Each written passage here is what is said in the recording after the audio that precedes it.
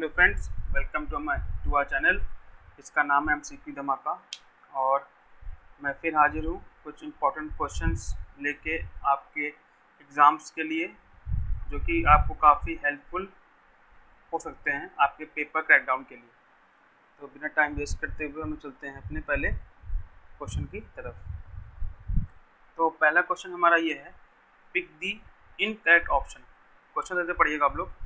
Question ये कहता है कि भाई आपको पिक करना है इनकरेक्ट ऑप्शन। यही गलती होती है, कभी कभी जल्दी में हम लोग प्रेशर रहता है पेपर में, तो इनकरेक्ट करेक्ट और करेक्ट इनकरेक्ट हो जाता है। तो आपको पिक करना है आपका इनकरेक्ट ऑप्शन, ठीक। तो ये आप वीडियो पॉज कर सकते हैं और ऑप्शंस देख सकते हैं कि A, B, C या D में कौन सा ऑप्शन इनकरेक्ट है। तो मैं इससे पहले का आपको आंसर बताऊँ, इससे पहले मैं आपको कुछ इन्फॉर्मेशन दे दूँ कि 1857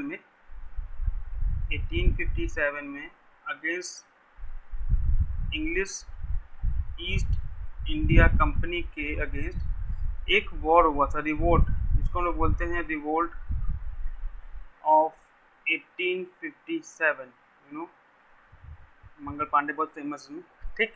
तो उसमें ये रिवोल्ट काफ़ी हद तक अच्छा था और काफ़ी स्ट्रॉन्ग मैसेज दिया था ब्रिटिश गवर्नमेंट को कि उनको मतलब वो समझ जाए अपनी पॉलिसीज़ को लेके कि वो इंडिया के साथ गलत कर रहे थे और उनको सुधारने के लिए ये सब बहुत किया गया, रिवोल्ट किया गया, ठीक। तो पूरे इंडिया में बेसिकली हर जगह, हर स्टेट में ये लीडरशिप प्रोवाइड की गई थी इस रिवोल्ट को लीड करने के लिए। इसमें हमारे मेन लीडर थे, वो थे हमारे दिल्ली में बहादुर शाह जफर सेकंड। इनको ओवरऑल हेड माना गया था रिवोल्ट के लिए, बहादुर शाह जफर सेकंड, ठीक। तो इसमें आपको चूज करना है बेसिकली कि कौन से गलत ऑप्शन है। तो नाना साहिब देखिए, आप देखिए नाना साहिब कानपुर में एकदम सही ऑप्शन है आपका। कुंवर सिंह आपके बिहार में सही है। बेगम हजरत महल अवध में लखनऊ आज का एकदम सही है। लेकिन मौलवी लियाकत अली ये दिल्ली के नहीं थे, गलत है। ये थे आपके इलाहाबाद, मतलब आज का आपका प्रयागराज,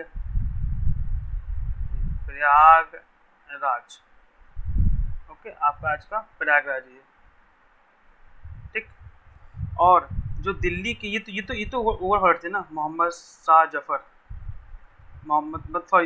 जफर जो आपके थे, वो आपके बेसिकली ओवरऑल हेड थे रिवोल्ट ऑफ 1857 के। लेकिन दिल्ली के हेड थे वो आपके थे बख्त खान। तो आपको बख्त खान, ओके, ये आपको मालूम होना चाहिए। इतनी इंफॉर्मेशन थी। इसका सही आंसर जो है हम लोग का वो है आंसर नंबर 4, मौलवी लियाकत अली, जो कि प्रयागराज में उन्होंने अपनी लीडरशिप दी थी, ना कि दिल्ली में। दिल्ली में जिन्होंने दिया था वो बख्त खान थे। और बहादुर शाह जफर सेकंड ये ओवरऑल लीडर थे हमारे रिवोल्ट ऑफ 1857, ठीक। चलते हैं अपने अगले क्वेश्चन की तरफ। Who is called the father of Indian renaissance. ये अच्छा क्वेश्चन है, आसान क्वेश्चन है, सबको मालूम है, क्योंकि मालूम होगा कि आपको पहले आप देखेंगे तो पहले डार्क एज थी इंडिया में, सुपरस्टिशन बहुत था हम लोग का, डार्क एज थी। तो उसको जो वहाँ से लाने के लिए डार्क एज जो कहते हैं, मॉडर्न जो ब्रिज की तरह काम किया, modern age, scientific age, enlightenment age, जो भी आप बोल दीजिए, जो काम किया वो हमारे किया। इसका सही आंसर जो होगा वो होगा राजा राम मोहन रॉय, ठीक। तो इन सब से जुड़े जो ऑप्शंस हैं, इसका सही आंसर तो ए है, सबको मालूम होगा। लेकिन इससे जुड़ी कुछ इन्फॉर्मेशन, इनके नाम से जुड़ी इन्फॉर्मेशन, पर्सनालिटी जो है, काफ़ी इंपॉर्टेंट पर्सनालिटीज़ हैं ये सब। तो इनसे जुड़ी कुछ इन्फॉर्मेशन हम लोग राइट डाउन कर लेते हैं जो हमारे पेपर में काम आएगा, ठीक। तो राजा राम मोहन की बात करें तो इन्होंने क्या कहते हैं, ब्राह्मो समाज की स्थापना की थी।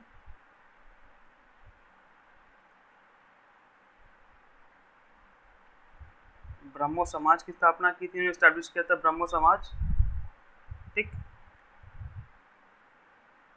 1828 में किया था, 29, लेकिन 28 सही आंसर है। और इन्होंने एक सभा की थी एस्टैब्लिश, आत्मीय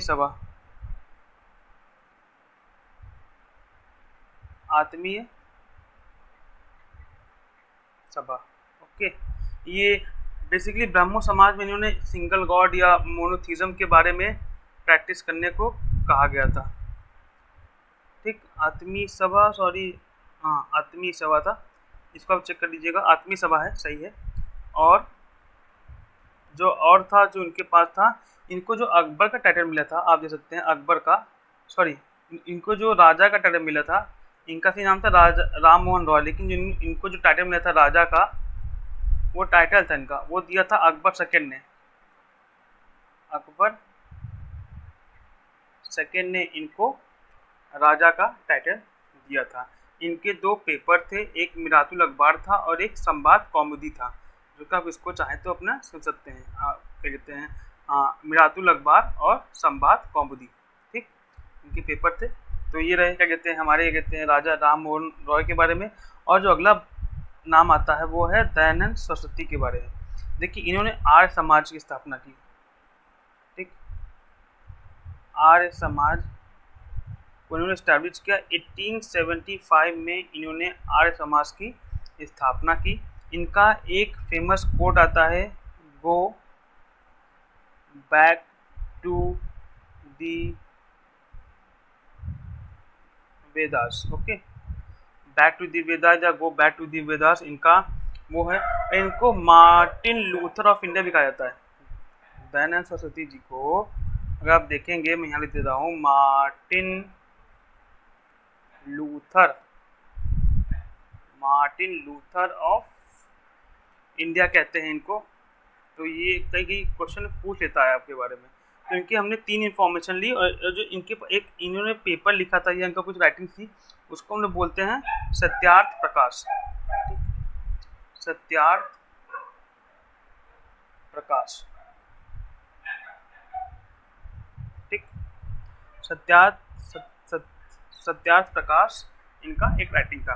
तो मार्टिन लूथर ऑफ इंडिया इनको कहा जाता है, आर्य समाज 1875, और go back to the Vedas इनका एक फेमस एक कोट है। ठीक, अब स्वामी विवेकानंद की बात करें तो इन्होंने क्या कहते हैं 1893 यहाँ लिख दे रहा हूँ स्वामी विवेकानंद के बारे में, 18 यहाँ पर ऐसे करके, ताकि आपको 1893 इन्होंने एक world parliament of religion Chicago में हेल्ड हुआ था, वर्ल्ड पार्लियामेंट ऑफ रिलीजन।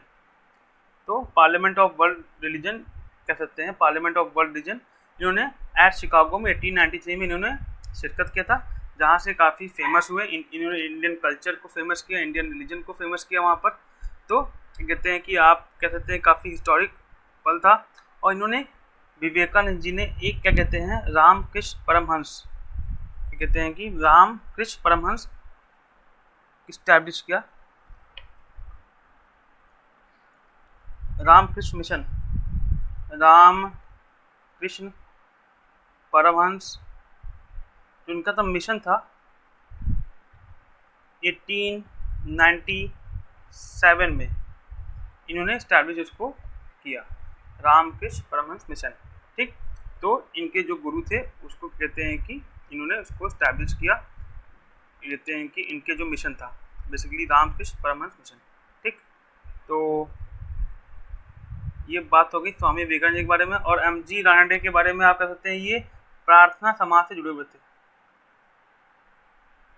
प्रार्थना समाज से ये जुड़े हुए थे आपके एम.जी. रानडे। ठीक, ये इनके जो प्रार्थना समाज में स्टैब्लिशमेंट जो किया था वो आत्माराम पांडुरंग थे। ठीक, आत्माराम पांडुरंग थे, उन्होंने इसको प्रार्थना समाज को इस्टेब्लिश किया था। चलते हैं हम लोग अगले क्वेश्चन की तरफ।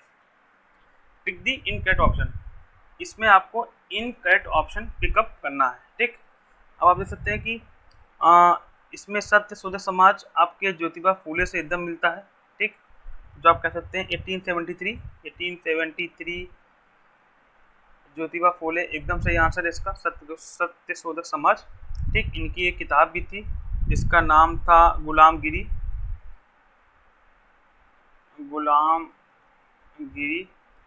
तो ये आप याद कर सकते हैं। और ये अपलिफ्टमेंट ऑफ दी पुअर या बैकवर्ड जो सेक्शन था उसके बारे में ये लिखती हैं, ये इसको सपोर्ट करती हैं इसमें, ठीक। थियोसॉफिकल सोसाइटी हम सब जाते हैं, एनी बेसेंट इंडिया में, एकदम सही आंसर है। Servants of Indian society Rabindranath Tagore, ये ऑप्शन गलत है, ठीक।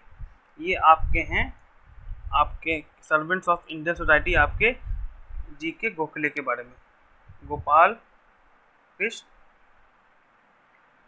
गोखले जी ने सर्वेंट्स ऑफ इंडियन सोसाइटी, जो कि political Guru of Gandhi ji भी कहे जाते हैं, इन्होंने सर्वेंट्स ऑफ इंडियन सोसाइटी को बनाया था, ठीक। तत्व बोधनी सभा देखेंगे आप तो रविन्द्रनाथ टैगोर, ये एकदम आपका सही आंसर है। तो इसका जो इनकट ऑप्शन है वो आपका ये होगा, क्या बोलते हैं, servants of Indian society Rabindranath Tagore नहीं बल्कि जी.के. गोखले द्वारा की गई थी। सत्य शोध समाज आपका ज्योतिबा फूले। चलते हैं अगले क्वेश्चन की तरफ। Parliament of India consist of, ये बहुत इजी क्वेश्चन है लेकिन लोगों को मालूम कम होता है। तो आपका प्रेसिडेंट होगा, लोकसभा, राज्यसभा, आपका chief minister parliament of India में नहीं आता है। चलते हैं अगले क्वेश्चन की तरफ। तो how many fundamental duties were there at the time of 42nd amendment act 1976। अगर देखा जाए तो अभी जो हमारे पास फंडामेंटल ड्यूटीज हैं पूरी, वो आपकी हैं 11, लेकिन जब बनाया गया था एट द टाइम, क्वेश्चन पढ़िएगा, वो उस समय थी 10। तो इसका सही आंसर होगा according to this question is answer, पहला आंसर ऑप्शन ए नंबर, मतलब 10। 11 नहीं होगा क्योंकि अब 11 हुआ है, एक नई ड्यूटी ऐड की गई है फंडामेंटल ड्यूटीज, तो उसको आप लोग देख लीजिएगा। और क्या कहते हैं, स्वर्ण सिंह कमेटी, स्वर्ण सिंह कमेटी की रिकमेंडेशन के बाद इसको क्या कहते हैं कि अपने कॉन्स्टिट्यूशन में इसको लिया गया है, ठीक। तो पार्ट 4A में है फंडामेंटल आपकी ड्यूटीज। तो ये रहे आज के क्वेश्चंस, उम्मीद करता हूँ आपको पसंद आया होगा। तब तक के लिए पढ़ते रहिए, आगे बढ़ते रहिए, मिलते हैं, तब तक के लिए टाटा बाय।